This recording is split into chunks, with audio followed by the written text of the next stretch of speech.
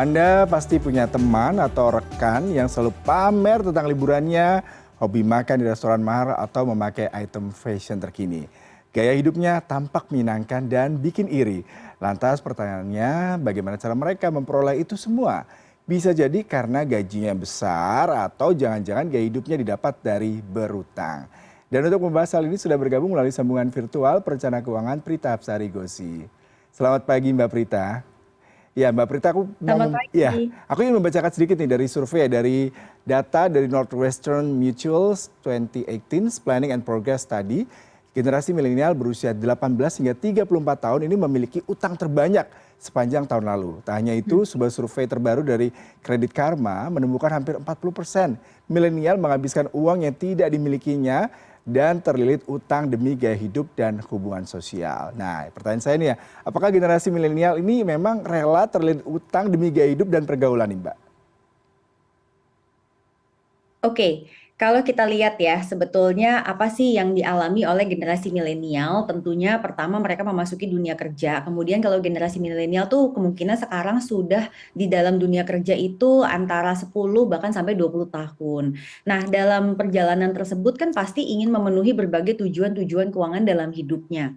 Pada saat tujuan keuangan dalam hidupnya memiliki target yang di atas dari kemampuan finansialnya, maka dia pasti akan lari kepada kemudahan mendapatkan pinjaman. Mhm. Dan memang generasi milenial kemudahan mendapatkan pinjaman ini menjadi sangat-sangat fluid ya. Jadi lancar banget gitu loh dari mulai adanya kartu kredit, kredit tanpa agunan, bahkan sekarang beberapa tahun terakhir pun juga memasuki yang namanya pinjaman online. Oleh sebab itu, memenuhi tujuan keuangan dirasa jadi lebih mudah karena adanya bantuan pinjaman. Mhm.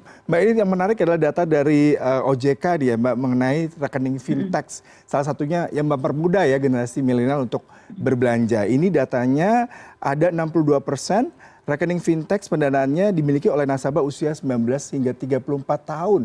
Bagaimana Anda melihat hal ini, Mbak? Ya. Saya melihatnya ini sebagai suatu fenomena yang tidak mengagetkan karena memang kita harus akui dengan keberadaan media sosial di mana informasi pun terasa datangnya lebih cepat, kemudian adanya fenomena bahwa kita merasa pencapaian hidup itu juga Mhm. dilambangkan dengan status-status sosial, maka menjadi sangat wajar pada saat kita melihat generasi muda itu tidak mampu menunda kebutuhannya atau keinginannya yang mungkin belum sesuai dengan kemampuan finansial dan dia beralih kepada bantuan pinjaman. Mhm. Dan menarik sekali pasti salah satunya adalah adanya, aplikasi paylater ya salah satunya, Mbak. Berarti kalau kita Mhm. bicara dengan banyaknya, complementary facility yang mempermudah, bisa dikatakan generasi Mhm. milenial ini lebih besar berhutang dibandingkan kalau kita berbanding dengan generasi Y, X dulu para orang tua ataupun generasi kita, Mbak. Sebenarnya kalau datanya saya tidak punya ya, tetapi mungkin gini, kalau untuk generasi yang lebih senior itu kemudahan mengambil pinjaman tanpa agunan tuh mungkin lebih sedikit, Iya. bahkan mungkin tidak ada. Maka bisa saja generasi senior juga banyak yang memiliki hutang, tetapi hutangnya itu mostly memang ada agunannya. Mmm. Agunannya apa? Contohnya kalau generasi dulu kan suka beli tanah, rumah, atau hal-hal yang sifatnya ada barangnya ya, kendaraan tuh paling sering tuh kalau saya dengar yang generasi senior. Sedangkan kalau generasi yang lebih junior seperti milenial dan bahkan Z itu Mhm. diberikan kemudahan untuk mengambil pinjaman yang lebih kecil-kecil tapi tanpa agunan. Jadi sebenarnya konsepnya sih sama, yaitu tidak memiliki kemampuan untuk menunda keinginan. Namun bedanya kalau yang generasi senior itu ada agunannya, jadi apes-apes kalau sampai kredit macet yang masih ada yang dijual. Mhm. Kalau yang generasi lebih junior ini, kalau apes-apes sampai macet, waduh apa yang mau dijual? Iya, Mbak, yang menarik ini ada literatur saya baca. Mereka generasi milenial mengklaim bahwasanya kondisi ini terjadi karena tadi ada kapitalisme, kemudian juga Mm-mm. rendahnya pemerintah memberikan keamanan terhadap anak muda terkait dengan pinjaman, lalu juga terkait dengan politik industri besar. Bagaimana Anda melihat ini, Mbak? Mm-mm. Oke, saya sih melihat dunia luar eksternal itu bisa melakukan inovasi apapun, tetapi pada akhirnya kontrol atau kendali terhadap pengeluaran kita itu ada di diri kita sendiri. Jadi kalau saya melihat bahwa fasilitas di luar itu harusnya memudahkan, tetapi kitanya yang harus bisa memfilter mana yang memang kita butuhkan atau memang sesuai dengan apa yang mampu kita lakukan. Mhm. Oleh sebab itu pentingnya melakukan perencanaan keuangan dalam hal mengevaluasi kesehatan keuangan kita masing-masing secara berkala. Kemudian yang kedua, memahami sebetulnya kebutuhan kita ini match atau tidak dengan penghasilan yang kita punya. Kalau ternyata cocok, ya bagus. Kalau tidak cocok, maka alternatifnya Anda mau memilih berhemat atau Anda mau memilih untuk menambah penghasilan. Dan yang terakhir, menurut saya yang penting banget itu adalah memahami cara kerja dari setiap fasilitas tersebut. Nah, Mhm. yang kita khawatirkan sebetulnya orang nggak paham dengan fasilitas itu, tidak paham konsep perhitungan bunganya, dan tidak paham konsekuensi akhirnya. Mhm. Berarti dengan, bisa kita katakan literasi terkait dengan fasilitas-fasilitas pinjaman yang mempermudah untuk mendapatkan utang, itu masih sangat rendah ya Mhm. Mbak? Terutama untuk di generasi milenial? Saat ini saya masih bisa bilang begitu, karena kalau di lapangan saya temui itu masih banyak yang kurang paham tentang perhitungannya, makanya suka kadang-kadang kaget gitu. Mhm. Kok merasa pinjam sekian loh, kenapa tiba-tiba sih harus bayarnya sekian? Mhm. Atau misalnya ada yang mendapatkan fasilitas-fasilitas dari kantor, pinjaman lunak, mereka merasa itu adalah bagian dari bonus gitu, bukan suatu kewajiban yang perlu dibayarkan. Iya, Mbak Prita pasti pernah mendapatkan, apa namanya, kasus ya di mana generasi milenial terlibat dengan hutang. Lalu seperti apa sih Mbak solusinya? Mhm. Ada kata mereka berhutang tapi ya tadi mereka, literasinya rendah, kemudian juga tidak punya alternatif income tambahan untuk sebagai pelunasan yang mempermudah, utang piutang mereka. Hmm. Pertama pasti kita akan ajak mereka melakukan evaluasi Mas Yuda. Bila mana memang ternyata porsi utang masih di bawah 50% dari total aset, itu masih bisa dikatakan ya cukup aman lah. Kemudian yang kedua kita lihat adalah cicilannya. Bila mana jumlah cicilan tiap bulan itu masih di bawah 30% dari penghasilan tetapnya dia, maka bisa dikategorikan juga risikonya cukup rendah. Lalu yang berikutnya yang kita lihat adalah kalau ternyata kesehatan keuangannya sudah mulai terganggu dengan adanya pinjaman yang mungkin berkelanjutan atau berkepanjangan. Apa sih maksudnya Mhm. berkepanjangan? Kita sebutnya gali lubang tutup lubang. Jadi untuk menutup pinjaman yang sebelumnya itu dia mengambil pinjaman yang lainnya. Nah, bila mana Anda sudah mulai masuk nih ke dalam kategori itu, maka Anda harus masuk ke konsep yang namanya financial therapy. Nah, financial therapy ini akan melihat sebetulnya pribadi orang ini seperti apa. Karena dalam mengurangi utang atau bahkan melunasinya itu ada dua teknik. Mhm. Yang tekniknya kita sebut bola salju dan salju longsor. Nah, ini akan tergantung terhadap psikologi si orang itu sendiri, Mas. Karena setiap teknik ini itu yang satu lebih ramah terhadap bunganya, tetapi dia terhadap motivasinya kurang. Yang satunya lagi lebih bisa memberikan motivasi untuk melunasi, tetapi mungkin perhitungan finansialnya itu kurang ekonomis gitu. Mhm. Berarti psikologi dari si penghutang ini sangat penting ya Mbak untuk memahami bagaimana Hmm. strategi mereka untuk melakukan pelunasan. Nah,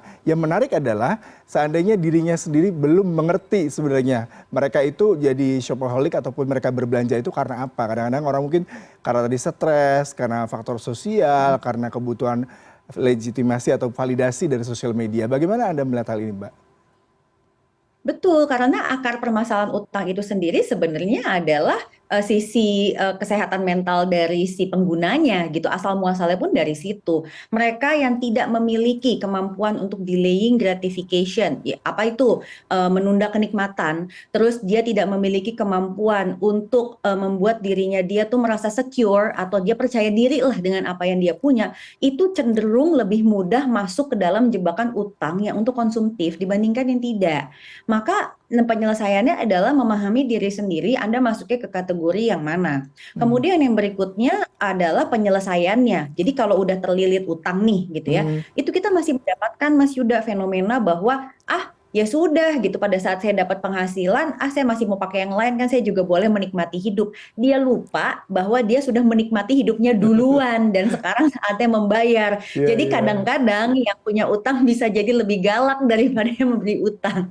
Iya, dan bicara mengenai utang nih Mbak, rata-rata kan mereka kalau misalkan ada bunga ya, mereka kalau apalagi kalau kartu Mhm, kredit ya, mereka ada cicilan paling rendah ya ataupun apa namanya mhm, pembayaran pelunasan sesuai dengan kemampuan gitu, yang di dalam artian ada angka nominal yang dinegosiasikan.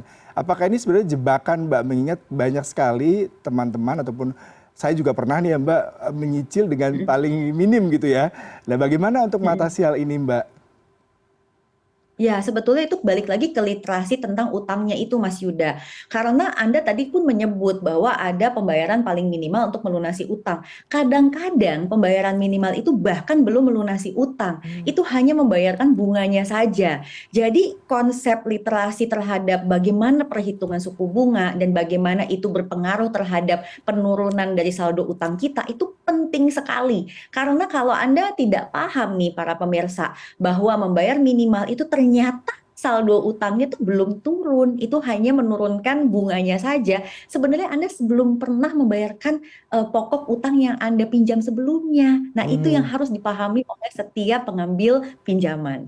Mbak ini terakhir mengenai tips ya, sebenarnya klise ya, tadi salah satunya sudah di-spill sama Mbak Prita terkait dengan bagaimana kita bisa menunda kenikmatan, lebih cermat dalam mengelola keuangan dan secara psikologi juga kita tahu mana yang menjadi prioritas, mana yang kebutuhan tadi ya, kebutuhan apa tersier ataupun kebutuhan-kebutuhan yang tidak terlalu urgent. Nah apa nih Mbak tips yang sederhana yang bisa diterapkan sebelum kebablasan dengan utang Mbak?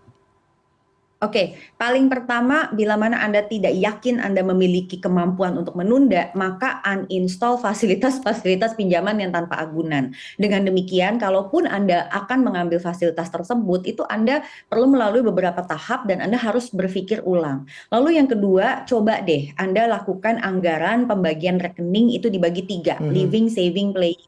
Coba dulu kelola untuk memberi kenikmatan dengan post playing yang Anda punya. Jadi tahan diri Anda hanya di angka yang memang Anda mampu. Dan yang terakhir, bila mana Anda merasa hari ini Anda memiliki saldo utang pinjaman tanpa agunan, data itu semua. Perlihatkan.